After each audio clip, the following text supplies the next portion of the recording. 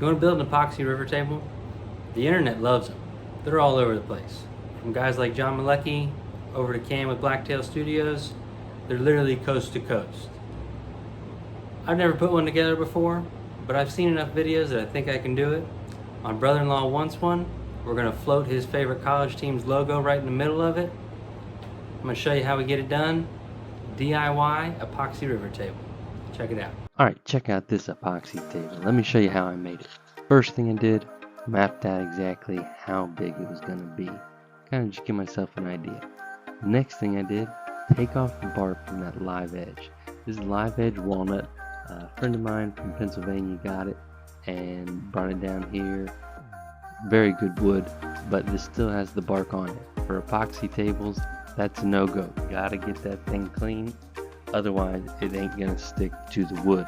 So, like, subscribe, hit that bell so you don't miss the next video, and then clean off all that bark.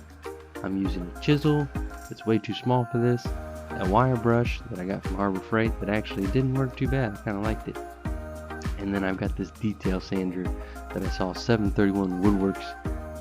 He actually recommended it as far as for tight little spaces, especially for CNC projects, but I liked it on here because it was a slightly powerful but not too much power to get on this live edge.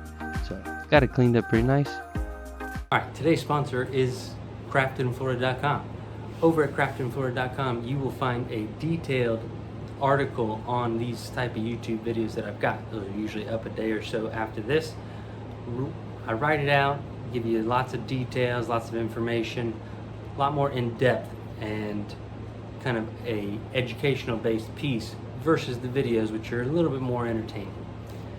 Also at craftedinflorida.com you will find our shop. On that shop we do custom carved pieces like that piece you see right there, or that piece over there, or that piece over there.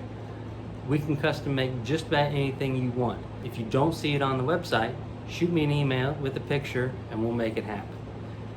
craftedinflorida.com. If you use the promo code YouTube, 10% off. 10% off, promo code YouTube at craftedinflorida.com. Back to the video. Once you get that all done, we're going to move on to the mold. You need to make a mold. Most people use melamine. I think that's probably the better way to go. I didn't feel like going and get a whole sheet of it, so I took this extra piece of MDF I had, threw some tape on it. Make sure if you are going to tape it that you overlap each piece a little bit so that there is no gaps. You don't want that epoxy sticking to the MDF because then you're going to have yourself a mess. So tape on the sides, tape on the bottom, put some screws in there, make sure it's a nice tight seal, and then caulk all the corners. You got to caulk all the edges so you don't let any of that epoxy out. Then we're going to start mixing the epoxy. This is a 2-to-1 because it's a little bit more of a deep pour, and then we lay that thing on there. Man, it looks good when you pour it. I enjoy pouring epoxy. It's not the first time I've poured it, but every time I do, it is fun to watch. You get that nice color. That is pretty dang close to the school color that we're going for, and so I'm happy with it. Once you get it poured, don't forget to pop the bubbles. Make sure you have a torch or a heat gun or some sort of heat source to run over the top of the surface there and pop all those bubbles. You want to make sure you hang out for a little bit so that you don't let any come up later. Now, typically with that first pour, you're going to pop bubbles for maybe 10 or 15 minutes. This second pour, I was popping bubbles for about an hour because a little bit of air got underneath that sign that I laid in there. And so I was constantly sitting there popping bubbles. Didn't want to leave it. Luckily I was able to hang around. Just to give you an idea of the time frame on that. That first pour was one day, came back the next morning, dropped in the logo, let that sit, and then that evening I poured the clear coat. You want to give it a little time to get tacky, but you don't want to wait too long because you want it to be able to stick. Moving on to the flattening. I have a CNC which I love. I really feel like it's worth it, but if you don't, a simple router sled will work. If you don't have a router sled, I've got a very simple DIY quick little rough one that I made a video on way back when I started the channel. I'll put a link in the description for that so you can make it and make flattening a little bit easier. Next step, I've trimmed it to the size that I want. We're going to go ahead and round off those corners. My sister and brother-in-law have a little 1-year-old who's learning to walk. Don't want him cutting himself on the edge of this coffee table, so we'll make it baby safe. Nice round corners. Then we're going to start the sanding. You gotta sand this thing, and I tell you, that's going to be a job in itself. We start with 80 grit, working up and down, left and right, going all over it a couple of times. I like to throw a little water, wipe it off in between, make sure that that water dries out before you start sanding again. I went 80, 120, 220, 400. After 400, I actually put a little bit of clear coat on the wood portion because I want that to be sealed before we go any higher. Then I went 800, 1000, and then we moved on to the polishing.